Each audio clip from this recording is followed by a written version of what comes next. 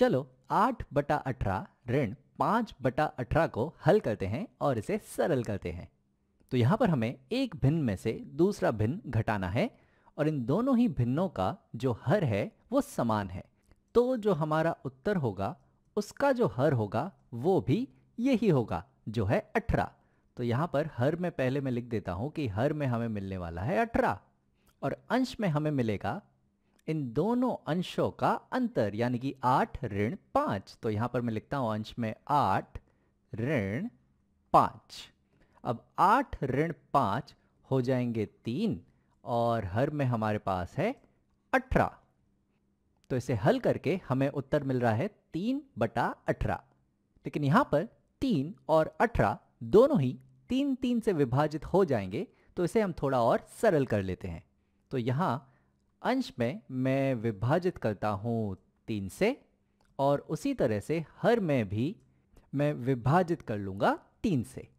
तो यहाँ पर हमें जो सरल होके जो उत्तर मिलेगा वो होगा अंश में है 3/3 यानी कि ये हो जाएंगे 1 और हर में हमारे पास है 18/3 जो हो जाएंगे 6।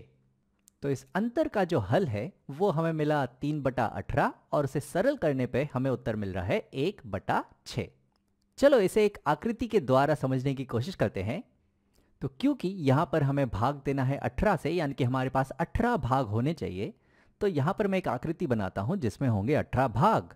तो वो रही ये। यहाँ पर तुम देखो तो यहाँ पर हमारे पास 1 2 3 4 5 6 रो हैं और 1 2 3 कॉलम है। तो ये कुल यहाँ पर 6 गुणा 3 यानी कि 18 भाग बन चुके हैं।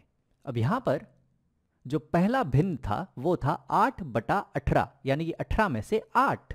तो चलो यहाँ पर मैं 18 में से 8 भागों को नीले रंग से दर्शा देता हूँ। तो ये हो जाएगा एक भाग, ये होगा दूसरा, ये 3, ये 4, ये 5, 6, 7 और 8।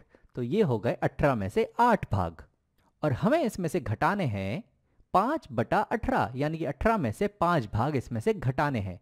तो यहाँ पर मैं ये 1, ये 2, ये 3, 4 और ये 5 भाग इसमें से घटा दूंगा। तो जब ये यहाँ से घट जाएंगे तो दरअसल ये यहाँ से गायब हो जाएंगे। तो चलो मैं इन्हें गायब कर देता हूँ। तो ये 5 भाग यहाँ से गायब हो गए। तो हमारे पास अंत में बच जाएंगे ये वाले 1 2 और 3 भाग, यानी कि हमारे पास यहाँ पर 18 में से सिर्फ 3 भाग बच जाएंगे। वही तो हमें उत्तर मिला था 3/18 यानी कि 18 में से 3 भाग। अब इसे जब हमने सरल किया तो हमें मिला 1/6। तो चलो देखते हैं कि इसे हम आकृति के रूप में कैसे सरल करके देख सकते हैं। तो अब ये जो 18 में से ये जो 3 भाग हैं, इस 3 भाग को अगर मैं समझो एक बड़ा ही एक भाग मान लूं, तो इस 3 भागों को मैं जोड़ के अगर एक बड़ा एक भाग मान लूं, तो ये जो हमारा ये एक बड़ा वाला जो भाग है, ऐसे यहाँ पर कुल कितने भाग होंगे, ऐसे बड़े वाले कितने भाग होंगे यहाँ पर। तो यहाँ पर एक तो यही हो गया, दूसरा होगा यहाँ पर ये एक भाग जो बिल्कुल ऐसा ही एक बड़ा भाग होगा। तो ये हो जाएगा हमारा दूसरा भाग और उसी तरह से यहाँ पर ये रहेगा हमारा अगला और तीसरा भाग। तो ये हो गया हमारा तीसरा भाग और उसी तरह से यहाँ पर ये एक और भाग है। तो ये हो जाएगा हमारा अगला यानी कि चौथा भाग और ऐसे ही हमारे पास यहाँ पर एक और भी है। तो ये हो जाएगा हमारा अगला यानी कि 5वां भाग और आखिर में हमारे पास है ये एक और भाग। तो ये हो जाएगा हमारा अगला और आखिरी भाग यानी कि ये हो जाएगा हमारा 6वां भाग।